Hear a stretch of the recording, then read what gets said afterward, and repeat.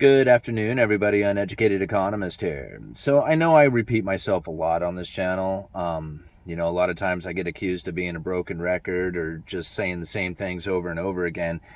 But it's not necessarily saying the same things over and over again. I had made quite a few predictions prior to the lockdowns. Well, probably right during the lockdowns, as the inflation of prices really started to kick in and people were looking at the Federal Reserve and calling the Federal Reserve out on their quantitative easing as being the reason why we were seeing such rapid price increases. And I had said back then, and I still say it today, that it had more to do with the supply chain breakdown than the monetary policies coming from the Federal Reserve. Now, we can do a lot of argument about money printer go burr, prices go up. That's fine. I mean, it's pretty logical to think that way when, you have so much money printing going on and injecting that money into the system. It just makes a lot of sense that you would see the prices increasing as much as we have. Now, one of the things that I had said, if we did not see all those containers sitting at ports and sitting on ships, sitting outside of the ports, but we actually saw that material moving through the economy, that we would not see nearly the amount of increasing in prices like we had seen. In fact, we would probably start to see prices drop. And we are now starting to find the articles coming out that are saying just that the inventory levels are incredibly high at places like Walmart and Target, and that the only way to really move these products is to drop prices. That's the only way to get the inventory to move. Now, granted, food and fuel are not coming down, and that's really where people are not going to see the disinflation, the peaking of inflation, because the food and fuel is going to continue to rise, and that is the majority of what most people spend their money on, that it doesn't really matter what happens with all the rest of the material things that are out there. If food and fuel continues to rise, people will not notice any difference, no matter what the Federal Reserve does. So we can see TVs getting cheap. We can see the inventory levels rise. We can see all that supply and demand issues go away. People will still feel the pain of higher prices because food and fuel are going to continue to rise, even in this particular environment where you have more inventory levels. Now, you can see the evidence of this when you take a look at the warehouse space. When the pandemic started kicking in and those stimulus checks went out, people were told to stay home, don't go to work, don't manufacture, but go and spend a lot of money, and here's some money to go ahead and get started with. That wiped out the inventory levels. And that just-in-time delivery that we had been using to try and supply all the retail facilities out there, all the stores, so that the customers can buy all these items on its just-in-time delivery, that didn't leave a whole lot of space for warehousing stuff during the time of the pandemic and the lack of new inventory coming in. So this warehouse space became in huge demand as people were looking to try and get out of this just-in-time delivery, but to have an actual supply in a reasonable location so that you could supply your customers, more efficiently. So this just-in-time delivery started moving into warehousing, and the demand for this warehouse space really started to go up. And the people who own this property, these warehouse properties, started making a lot of money off of the rent increases. But then the demand for the space also increased, so new warehouses started to get built. Here's the problem. Warehousing items is not nearly as efficient as the just-in-time delivery. So these warehouses are getting built up, they were getting stuffed with a lot of inventory, and then now we're starting to find the distribution network starting to free up. And this is going to be a problem for all the people who have these warehouses, the warehouse rent, the inventory that's within them, because the efficiency of a just-in-time delivery is going to be so much more profitable than trying to warehouse it. All these warehouse space, all the inventory inside of it is all going to become it's going to be very burdensome on those retailers who have chosen to take that particular path. So this is really what we can kind of expect as we go into the future, is that we're going to have these high increases in interest rates, which is going to be very burdensome on the consumer out there.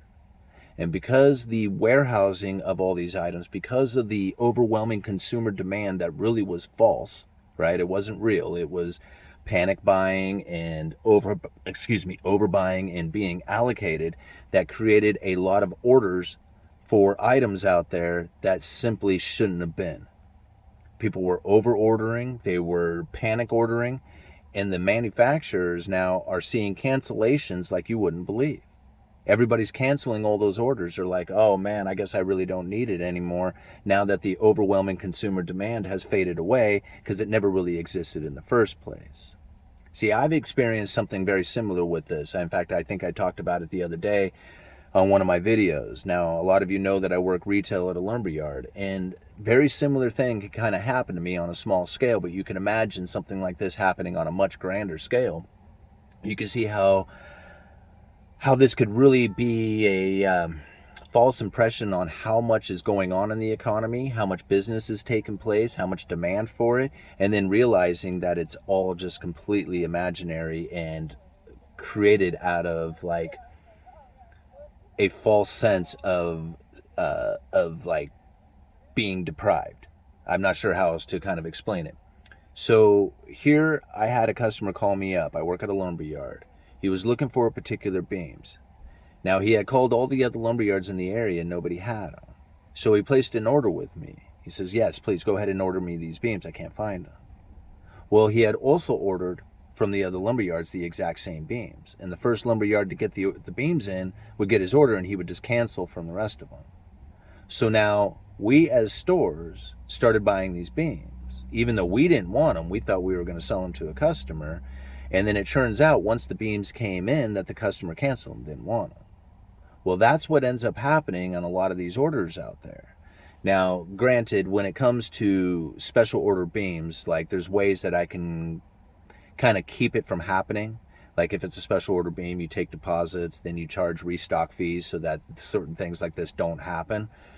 But it still doesn't mean that it isn't attempted, and that it does occur in other like items out there. When it comes to like, say, a beam that I stock typically in the yard, to order one in and not take a deposit on it is pretty typical. But if he had done that, like I said, to other yards, then the distributor of beams out there saw this overwhelming consumer demand. It wasn't like necessarily overwhelming consumer demand, but you could get the picture for it, that this guy had created 3 orders out there, but he really only wanted 1. So that's the type of thing that we had experienced throughout the pandemic, was that there was this over ordering that was taking place that the manufacturers simply could not understand. Even the distribution network didn't understand that this was not real.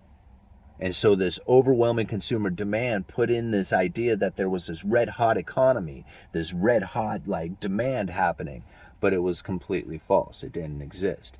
Now it's being exposed, and you're going to find warehouses start to shut down. You're going to find retailers shutting down. You're going to find inventory levels are going to get depleted and not get refilled, because of the experience that all these retailers have just had with all this overwhelming inventory that hit them. So there's going to be the undersupply, oversupply, undersupply that is going to continue on with this economy. A lot of people think that it's almost over. It's not. I mean, there is still going to be the waves that continue on, the peaks and valleys. I mean, look what happened with lumber. We saw lumber run up to $1,700 per thousand before falling to $400 per thousand, only to climb all the way back up to $1,200 per thousand again, only to come back down to $500 per thousand. Right? Oversupply, undersupply, oversupply. It's going to continue to do this until we find our equilibrium. And it's going to happen in the retail too. A lot of people, like I said, just think that this is soon going to be over and then we're just going to find our plane. It's not. It's going to, we're going to find that the inflation has come out of all the products and that we're actually going to be suffering with a deflationary scenario. But then the real shortages are going to kick in, because the manufacturing that should be taking place right now is slowing down dramatically due to the fact that all these orders are getting canceled. Think about that. There's less stuff being manufactured right now. Once this inventory has been depleted, reestablishing it is going to be very difficult, and it's probably going to be expensive, especially if the demand increases during that time. Uneducated economist, I'll leave it at that.